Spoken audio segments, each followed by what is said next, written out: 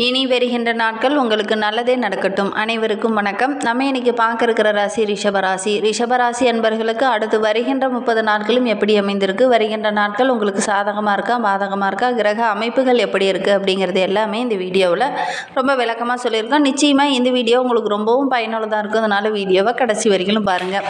நீங்கள் இப்போ தான் ஃபஸ்ட் டைமாக நம்ம சேனலை பார்க்குறதா இருந்தால் நம்ம சேனலை சப்ஸ்கிரைப் பண்ணிவிட்டு கூடவே இருக்கிற பெல் ஐக்கானையும் கிளிக் பண்ணிக்கோங்க. அப்போ தான் நாங்கள் போடுற ஒவ்வொரு வீடியோவுமே உங்களுக்கு நோட்டிஃபிகேஷன் வரும். நீங்கள் ரிஷபராசி அன்பராக இருந்தால் மறக்காமல் நம்மளுடைய சேனலுக்கு ஒரு லைக் கொடுத்துக்கோங்க. உங்களுடைய உறவுகள் வகையில் யாராவது ரிஷபராசி அன்பர்கள் இருக்காங்கன்னா மறக்காமல் இந்த வீடியோவை அவங்களுக்கும் ஷேர் பண்ணி விடுங்க. நாங்கள் சொல்கிற குணாதிசயமும் அவங்க கூட பொருந்தி போகுதுன்னா இதை ஷேர் பண்ணி விடுங்க. இந்த ரிஷபராசி அன்பர்களுக்கு ஏதாவது ஜோதிட ரீதியாக சந்தேகம் இருக்குன்னா டிஸ்கிரிப்ஷனில் நம்பர் கொடுத்துருங்க. அந்த நம்பருக்கு கான்டாக்ட் பண்ணி முன்பதிவு செய்துக்கோங்க. ரிஷபராசி அன்பர்களை பொறுத்தவரைக்கும் சுக்கிரனோட ஆதிக்கத்தில் பிறந்தவங்க. நிலராசி என்பதனால ரொம்ப பொறுமையாக இருப்பாங்க. ஆனால் சின்ன வயசுலேருந்து நிறைய கஷ்டங்கள் நிறைய இன்னல்களை சந்திக்க வேண்டிய ஒரு சூழ்நிலை பெரும்பாலும் இந்த ரிஷபராசி அன்பர்களுக்கு அமைந்துடும். இந்த குடும்ப பொறுப்பை சுமக்க வேண்டிய ஒரு சூழ்நிலை சின்ன வயசுலேயே இந்த ரிஷபராசி அன்பர்களுக்கு அமைந்துடும். அதே மாதிரி இவங்களுடைய படித்த படிப்புக்கு ஏற்ற வேலை இவங்களுக்கு கிடைக்குமா அப்படின்னு பார்த்தீங்கன்னா கொஞ்சம் போராடி தான் இவங்க அந்த படித்த படிப்புக்கு ஏற்ற வேலை அமையும். அதே மாதிரி இந்த ரிஷபராசி அன்பர்கள் குடும்ப விஷயங்கள் அப்படின்னு வந்துட்டால் குடும்பத்திற்காக அதிகம் கஷ்டப்படக்கூடியவங்க, அதிக பொறுப்புகளை சுமக்கக்கூடியவங்க அப்படின்னு இந்த ரிஷபராசி என்பர்களை சொல்லலாம். கடைசி பிள்ளையாக பிறந்திருந்தா கூட இந்த குடும்ப பொறுப்புகளை கரெக்டாக செய்யக்கூடியவங்க இந்த ரிஷபராசி என்பர்கள். சுக்கிரனோட ஆதிக்கத்தில் பிறந்ததுனால கலை சார்ந்த விஷயங்களில் அதிக ஆர்வம் இருக்கும். ஒவ்வொரு வீட்டையுமே ரொம்ப அழகாக நீட்டாக வைத்திருக்கணும் அப்படின்னு நினைக்கக்கூடியவங்க. இருக்கிற இடமாகட்டும், வேலை செய்கிற இடமாகட்டும், எல்லா இடத்துலையும் ரொம்ப தூய்மையாக சுத்தமாக இருக்கணும் அப்படின்னு நினைக்கக்கூடியவங்க.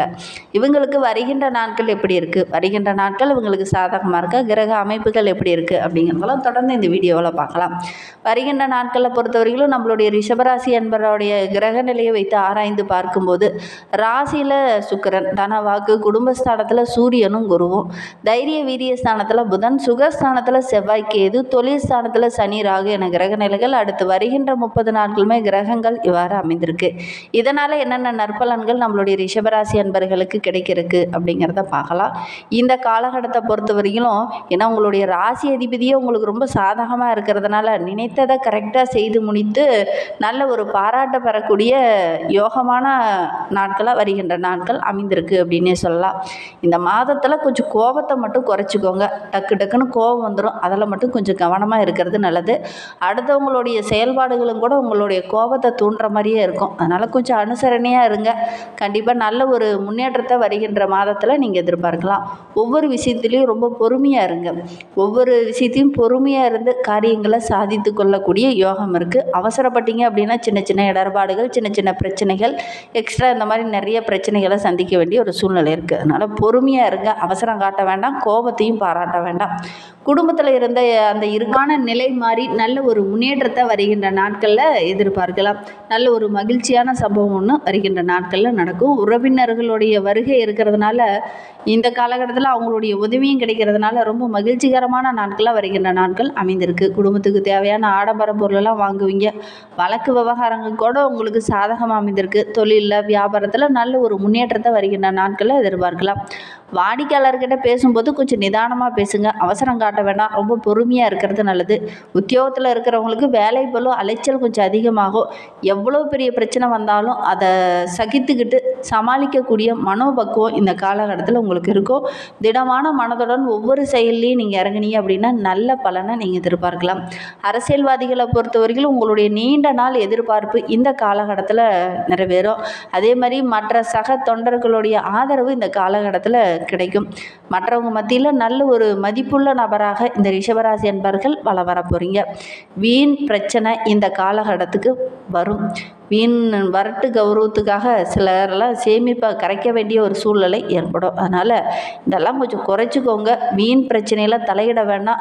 வீண் செலவுகள் வரக்கூடிய சூழ்நிலை இருக்குது. அதனால் நம்ம கௌரவத்தை பார்த்துட்டு வீணாக செலவை சேமிப்பை கரையக்கூடிய ஒரு சூழ்நிலையில் இருக்குது. அதனால் கொஞ்சம் கவனமாக இருங்க. இந்த காலகட்டத்தில் அவசரமாக நீங்கள் முக்கிய முடிவுகளை எடுக்க வேண்டாம். கொஞ்சம் பொறுமையாக இருந்தீங்க அப்படின்னா வீண் செலவை கொஞ்சம் குறைக்க முடியும். கலைத்துறையை சேர்ந்த நண்பர்களுக்கு வருகின்ற நாட்களில் உங்களுடைய படைப்புக்கு நல்ல ஒரு பாராட்டு கிடைக்கும். சக கலைஞர்கள் மத்தியில் நல்ல ஒரு பாராட்டுக்குரிய நபராக நீங்கள் வலம் வருவீங்க. நல்ல வாய்ப்புகள் இந்த காலகட்டத்தில் கிடைக்கும். நல்ல ஒரு முன்னேற்றத்திற்கான பாதை இந்த காலகட்டத்தில் ஒரு சிலரால் உங்களுக்கு கிடைக்கும். அந்த வாய்ப்புகளை கரெக்டாக பயன்படுத்திக்கோங்க. ரிஷபராசி பெண்களை பொறுத்தவரையிலும் வருகின்ற நாட்களில் நல்ல ஒரு முன்னேற்றம் இருக்கும் அப்படின்னே சொல்லலாம். மன திருப்தி ஏற்படுற மாதிரி ஒரு நல்ல விஷயம் இந்த காலகட்டத்தில் நடக்கும். வெளியில் எங்கேயாவது பயணம் செல்லக்கூடிய ஒரு சூழ்நிலை இந்த காலகட்டத்தில் ஏற்படும். மாணவர்களை பொறுத்தவரையிலும் படிப்பில் கொஞ்சம் கூடுதலாக கவனம் செலுத்தி படிச்சிங்க அப்படின்னா நல்ல ஒரு மதிப்பெண் பெறக்கூடிய யோகம் இருக்குது. சக மாணவர்கள் மத்தியில் நல்ல ஒரு பாராட்டுக்குரிய மாணவராக நீங்கள் வலம் வருவீங்க. இந்த ரிஷபராசியில் கார்த்திகை 2, 3, 4 பாதங்களில் பிறந்தவங்களுக்கு அடுத்து வருகின்ற 30 நாட்களும் எப்படி அமைந்திருக்கு அப்படிங்கிறத பார்க்கலாம். இந்த கார்த்திகை நட்சத்திரக்காரங்க எப்பவுமே நினைத்ததை சாதிக்கணும் அப்படின்னு நினைக்கக்கூடியவங்க, எல்லா இடத்துலையுமே நம்ம முதன்மையாக இருக்கணும் அப்படின்னு நினைக்கக்கூடியவங்க. இவங்களுக்கு வருகின்ற மாதம் ரொம்ப யோகமான மாதமாக அமைந்திருக்கு. ஏன்னா முயற்சி ஸ்தானத்தில் சூரியன் சஞ்சரிக்கிறதுனால நீங்கள் எடுக்கிற ஒவ்வொரு முயற்சியுமே உங்களுக்கு வெற்றிகரமாக அமையும். நீங்கள் நீண்ட நாளாக எதிர்பார்த்த விஷயம் கூட இந்த காலகட்டத்தில் நடக்கும். சுய தொழில் செய்யலாம் அப்படின்னு நினைக்கிறவங்க கண்டிப்பாக தொடங்குங்க. நல்ல ஒரு ஆதாயம் கிடைக்கும். சகோதரர்கள் இந்த காலகட்டத்தில் உங்களுக்கு ஒத்துழைப்பாக இருப்பாங்க. இழுபறியாக இருந்த வேலையெல்லாம் இந்த காலகட்டத்தில் செய்து முடிப்பீங்க. அதனால் மற்றவங்களுடைய பாராட்டு கிடைக்கும். ஆன்மீக சிந்தனை கொஞ்சம் அதிகமாகவே இருக்குது. குடும்பத்தில் நல்ல ஒரு நிம்மதியான சூழ்நிலை இந்த காலகட்டத்தில் ஏற்படும். உங்களுடைய செல்வாக்கு அந்தஸ்து இதெல்லாம் படிப்படியாக உயரும். அரசியல்வாதிகளை பொறுத்தவரையிலும் மேலிடத்துலேருந்து நல்ல ஒரு ஆதரவு கிடைக்கும். அதே மாதிரி தொண்டர்களும் உங்களுக்கு பக்கபலமாக இருப்பாங்க. வேலைக்கு செல்கிறவங்களை பொறுத்தவரைக்கும் நீங்கள் எதிர்பார்த்த அந்த இடமாற்றம், பதவி உயர்வு இதெல்லாம் கிடைக்கும். புதிய தொழில் தொடங்கலாம் அப்படின்னு நினைக்கிறவங்க கண்டிப்பாக முயற்சி பண்ணுங்கள். அதற்கான பர்மிஷன்லாம் இந்த காலகட்டத்தில் கிடைக்கும்.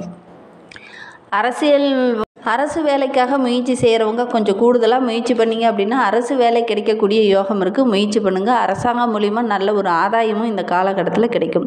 ஒரு சிலருக்கு புதிய சொத்து வாங்கக்கூடிய யோகம் இருக்குது. உடல் ஆரோக்கியத்தில் இருந்த பாதிப்புகள் படிப்படியாக சரியாகும். புதிதாக வண்டி வாகனம் வாங்குறது, புதிதாக இடம் வாங்குறது, இந்த மாதிரி முயற்சியில் ஈடுபடலாம் அப்படின்னு நினைக்கிறவங்க கண்டிப்பாக முயற்சி பண்ணுங்கள். உங்களுடைய முயற்சிக்கு நல்ல ஒரு வெற்றி கிடைக்கும். ஒரு சிலர்லாம் ஆடை ஆபரணங்கள் வாங்கக்கூடிய யோகம் இருக்குது. நல்லவங்களுடைய நட்பு இந்த காலகட்டத்தில் கிடைக்கும். அவங்க மூலிமா சில உதவிகளும் இந்த காலகட்டத்தில் கிடைக்கக்கூடிய யோகம் இருக்குது.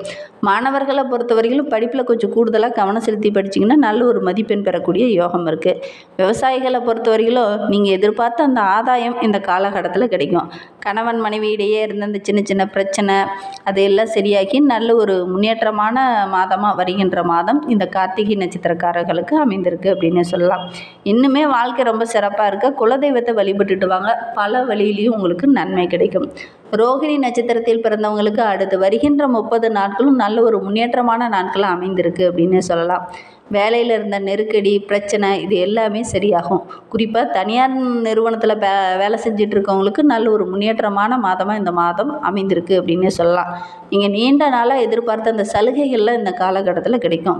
தொழிலில் நல்ல ஒரு முன்னேற்றம் இருக்கும். அதே மாதிரி உங்களுடைய திறமைக்கு நல்ல ஒரு அங்கீகாரம் கிடைக்கும். குருவுடைய பார்வை இருக்கிறதுனால, அதுவும் அஷ்டம ஜீவஸ்தானத்தில் கிடைப்பதனால உடல் ஆரோக்கியத்தில் இருந்த பிரச்சனைகள் படிப்படியாக சரியாகும். உங்களுடைய நீண்ட நாள் எதிர்பார்ப்பு இந்த காலகட்டத்தில் நிறைவேறும். வழக்கு விவகாரங்களில் இருக்கிறவங்களுக்கு கூட நல்ல ஒரு சாதகமான பலன் வருகின்ற நாட்களில் கிடைக்கும். உங்களுடைய செல்வாக்கு படிப்படியாக உயரக்கூடிய ஒரு நாட்களாக வருகின்ற நாட்கள் அமைந்திருக்கு அப்படின்னே சொல்லலாம். நீங்கள் நீண்ட நாளாக எதிர்பார்த்த அந்த வரவு இந்த காலகட்டத்தில் கிடைக்கும். உங்களுடைய திறமைக்கு நல்ல ஒரு அங்கீகாரம் கிடைக்கும் அப்படின்னே சொல்லலாம். அதே மாதிரி நீண்ட நாளாக வேலை செஞ்சுக்கிட்டே இருக்கேன், ஆனால் எனக்கு ஒரு நல்ல சம்பள உயர்வே கிடைக்கலையே அப்படின்னு வருத்தப்பட்டு இருந்தவங்களுக்கு நல்ல ஒரு சம்பள உயர்வு இந்த காலகட்டத்தில் கிடைக்கும். உங்களுடைய நீண்ட நாள் கனவு எல்லாமே வருகின்ற மாதத்தில் நனவாகும். அரசியல்வாதிகளை பொறுத்தவரையிலும் நல்ல ஒரு செல்வாக்கு, நல்ல ஒரு பதவி உயர்வு, மேலிடத்துலேருந்து நல்ல ஒரு பாராட்டு இதெல்லாம் கிடைக்கக்கூடிய யோகம் இருக்குது. குறிப்பாக ஜூலை 25 முதல் உங்களுடைய செல்வாக்கு படிப்படியாக உயர ஆரம்பிக்கும். புதிய தொழில் தொடங்கலாம் அப்படின்னு நினைக்கிறவங்க கண்டிப்பாக தொடங்குங்க. நல்ல ஒரு முன்னேற்றம் கிடைக்கும். குடும்பத்தில் இருந்த நெருக்கடிகள் படிப்படியாக குறையும். இன்னுமே வாழ்க்கை ரொம்ப சிறப்பாக இருக்க பெருமாளை வழிபட்டுட்டு வாங்க. இந்த ரோகிணி நட்சத்திரக்காரங்க உங்களுடைய வாழ்க்கை ரொம்ப சிறப்பாக இருக்கும். மிருகசீரிடம் 1-2 பாதங்களில் பிறந்தவங்களுக்கு வருகின்ற 30 நாட்களுமே உங்களுடைய செயல்பாடுகள் ஒவ்வொன்றுமே நல்ல ஒரு முன்னேற்றமான மாதமாக வருகின்ற மாதம் அமைந்திருக்கு. ஏன்னா தைரிய வீரியக்காரகன் செவ்வாய் ஜூலை 30 வரை சுகஸ்தானத்தில் செஞ்சிருக்கிறதுனால அவரோடு சேர்ந்து கேதுவும் இணைந்திருக்கிறதுனால உடல் ஆரோக்கியத்தில் இருந்த பிரச்சனை சரியாகும். தாய் வழி உறவுகளால் நல்ல ஒரு முன்னேற்றம் இருக்கும். நல்ல ஒரு சாதகமான பலன் இந்த காலகட்டத்தில் கிடைக்கும். பணப்பழக்கமும் ஓரளவுக்கு சிறப்பாக இருக்குது. நீங்கள் செய்ய வேண்டிய ஒரே விஷயம் என்னென்னா, அருகில் ஏதாவது அம்மன் ஆலயம் இருக்குது அப்படின்னா அந்த அம்மன் ஆலயத்திற்கு சென்று ஒரு தீபம் ஏற்றி வழிபட்டுட்டு வாங்க. உங்களுடைய மனக்கவலை, பிரச்சனை இதெல்லாம் படிப்படியாக சரியாகும். நல்ல ஒரு முன்னேற்றமும் கிடைக்கும். நம்பிக்கையோட இந்த ஒரு விஷயத்தை மட்டும் இந்த மிருகசீரிட நட்சத்திரக்காரங்க செஞ்சுட்டு வாங்க. நல்ல மாற்றமும் நல்ல முன்னேற்றமும் வரும். தேங்க்யூ.